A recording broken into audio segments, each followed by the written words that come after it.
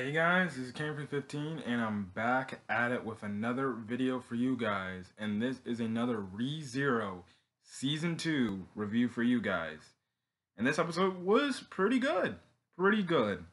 Because we get the backstory of Subaru and what led up to him being the person he was at the start of Season 1.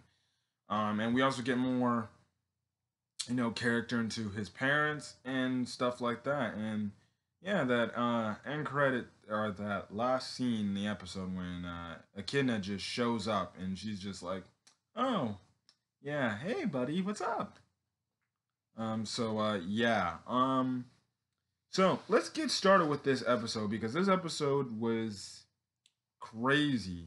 Anyways, Subaru wakes up, obviously, as he last woke up. He wakes up in his room. And next thing you know, the same thing happens. His dad's like putting him in a bunch of like different submission holds and stuff like that. He reverses on his dad reverses on him. Then his mom comes in and is like, "Okay, let's go. Get ready for breakfast," and stuff like that. There's this funny thing with the family. Subaru's family is apparently they have these certain foods that they don't eat because they're very much alike in personality and everything. We see later, about the mayonnaise because his mom's like, because Subaru asks his mom, like, "You don't like mayonnaise." And the mom's like, "Oh, like you." And the funny thing is here, there's like literally a bowl of peas for breakfast. And Subaru's like, "Why did you make peas?" He's like, "Because I know you don't, because I don't like, because the mom's like, I don't like him." I'm like, "What? Then why'd you make the peas in the first place?" And it's funny because they're just passing this bowl of peas all around. They eventually eat it and stuff like that. And in the meantime, Subaru for some reason, like there's like this shock which like it's like boom, like it hits him and then he's got like headache and he's holding his chest and everything and things like that because and it happens every time, you know, it's the when there's like when he denies going to school. You kind of later find out the reason why is, obviously because he's supposed to go to the school. So that's why he was getting all those shocks and stuff like that. We later, him and his dad later go out for a talk, and they're just talking and stuff like that. And the dad, the one question he always brings up the fact is like, "Oh yeah, so you like any girls and stuff like this?" Then next thing you know, you hear Amelia's voice calling it. Hold on for a second. Okay, sorry for that. Sorry for that. Anyways, you hear Amelia's voice calling out to Subaru, and there's like this one sequence where Subaru's just looking at like obviously a muffled face and a muffled body of Amelia.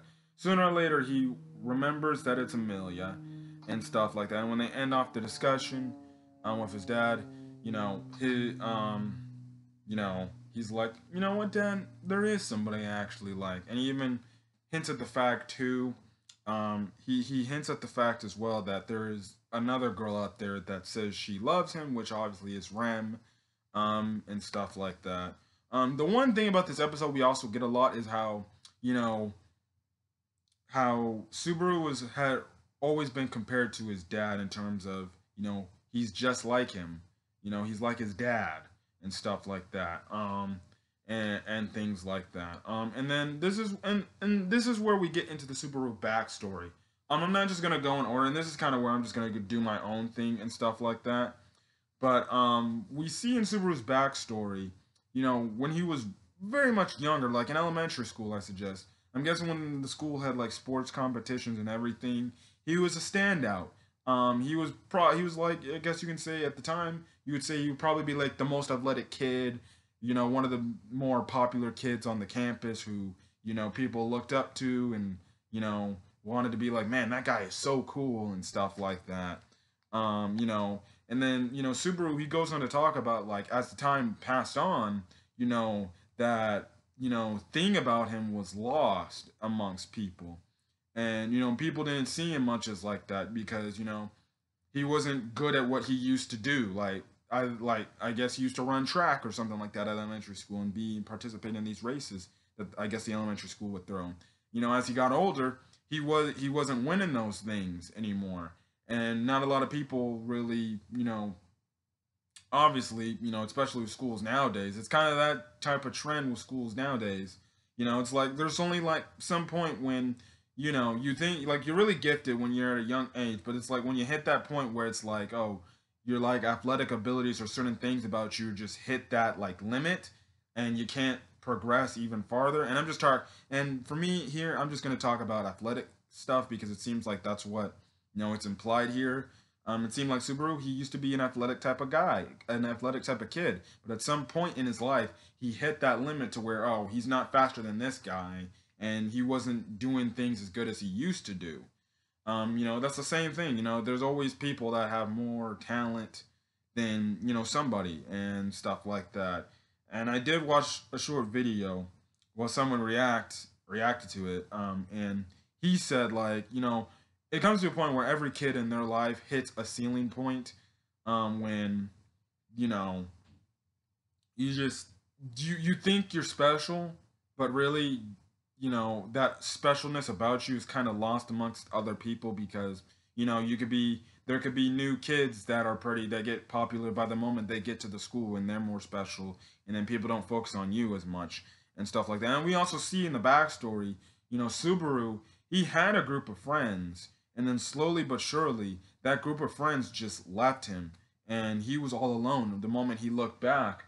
As you see in the backstory, he looks back and there was nobody there. He was all on his own. And by the time he got to high school, you could see he was trying to force himself upon other people when other people were like, okay, whoa, dude, look, could you please like go away for a second? And you could say Subaru was, the one kid in like any school or high school or whatever, where that's the one kid where most people in the school says, okay, stay away from that guy. He's the weird guy. And trust me, everybody who goes to high school has that type of guy. When I went to high school, I had that type of guy where everybody was like, okay, avoid him at all costs. Do not talk to him whatsoever. Or whenever you did come up, you'd be like, ha ha ha. You put on a fake face and stuff like that. And that's what it seems like. Subaru was, pushing himself on others, and other people were like, look, dude, just freaking buzz off, man. And that's why you could see he was much of a loner and stuff like that, which led up to him being like, as you saw in season one, he was just a loner type of guy, and as you saw early in season one, he was like forcing himself upon people and stuff like that, instead of just acting like just a normal guy, like, hey, what's up? My name's Subaru, and stuff like that. You know, and we also see, I'm trying to remember, we also see, in terms of school, he just straight up stopped going to school because people had these reactions to him, and he didn't feel like he was special anymore, and people didn't want to talk to him or do anything around him. He just straight up just said, "No, I ain't going to school." Like he said like a few days I just missed school for a few days, and then just turned into weeks, and then months, and then eventually I just stopped going to school altogether. So and stuff like that. So it's a pretty sad backstory for him because he thought he hit his limit, and instead of just coping with it and dealing with it like, hey, listen, that's it and stuff like that. And then as the high school years progressed, he tried to force himself upon people who really weren't like that, and instead of just opening like, hey, my name's Subaru Natsuki, would you like to be my friend or something like that? And stuff like that. So it was really sad. We do get this really nice talking thing with his mom in terms of saying, listen, and his mom says it like, listen, just because people say like, you look just like you have my eyes, or you're just like your dad. The thing you can do is just be you, and that's be Subaru Natsuki. And that's what I like because that's what every kid has to cope with. Listen, every kid, they look up to their mom and their dad, but at some point in their life, they're gonna have to realize, like, listen, I just can't be like my mom and dad and write off their cocktails. I gotta be who I am, in terms of who am I? What makes me special?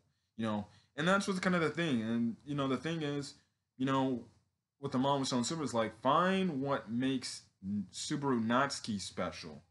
And then that's when Subaru, goes on to talk about, his life in the other world, how, he has other people who actually appreciate him and stuff like that. Which it's a good life lesson episode too, which is makes it one of the good episodes. So the moment, and it was also emotional because we do get another flashback. When he was leaving, when before he says his last goodbye to his mom, when his mom's like, "Take care, I'll see you again" and stuff like that. Um, and it's the same thing. We cut back to a flashback, which is the same night Subaru eventually got transported to the other world. The moment he left the house, and this is like pre-season one Subaru. The moment he left the house, the mom still said, "Hey, Subaru, take care." Like it's almost implied, like she knew he was going to be gone, and stuff like that. And it was sad for him.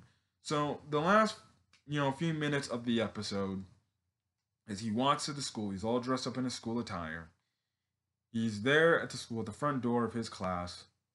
He opens up the door, ready and willing to move on. And the next thing you see, now when I saw it, I was watching from a distance, and I was like, Amelia? I'm like, I knew Amelia would be here. Next thing you know, they do a they do a close up on the face, and she turns her head, and it's not Amelia, it's Echidna, and Echidna's like, "Huh, wow, you came here more earlier than I expected," and yeah, and that's where the episode ended off there. So Echidna is in the school, which I guess you can now say confirm that this is just all a figment in his head, and this is maybe and no, not maybe. This is one of the trials maybe Subaru and Amelia have to go through, and that's more than likely reliving their past. And heck, she even Echidna, I believe, even mentioned that you will be reliving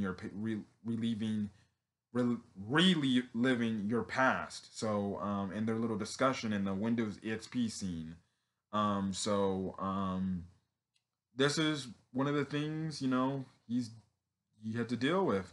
Um, Still don't know where's Amelia at. Maybe we'll find out next week. What she's doing. Maybe she's already there. But Echidna definitely is there, and I feel like they're gonna have another talk. And it would only make sense that maybe she's running the trial because hey, the sanctuary area is her area. It's her gravesite. So it only makes sense. Like, oh, the witch agreed. Echidna would be here. So yeah, this is definitely I think one of the trials, and I think one of the trials is that Subaru has to face and accept his past and stuff like that. So yeah, now I can't wait for episode 5. Hopefully episode 5 is gonna be interesting, and stuff like that. So yeah, other than that, that was really it in terms of this episode. So yeah, so ReZero season 2 episode 4. How'd you like it? Put that in the comment section. So if you like the video, leave a like and hit that subscribe button if you want to get more ReZero weekly episode reviews. So till then, guys, hopefully you guys are staying safe out there, and hopefully you guys are having a great rest of your day. So till then, guys, peace.